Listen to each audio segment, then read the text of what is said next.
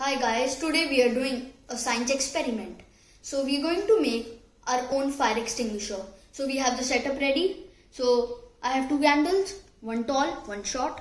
Then I have half a tablespoon baking soda and I have some vinegar here. So let us see what will happen. So I'll add baking soda first. Alright. Now I am adding some vinegar. Alright.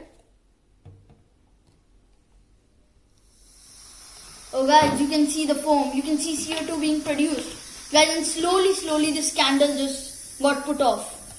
Guys, the smaller candle got put off faster than the taller one. Let's see if the taller candle's flame can be put off. Oh guys, CO2 is slowly being produced. As you know, vinegar reacts with baking soda to form CO2 and a salt, of course. So CO2 is slowly being produced. As you can see, the CO2 is now stopped being produced.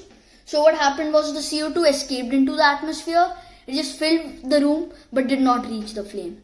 So thanks for watching.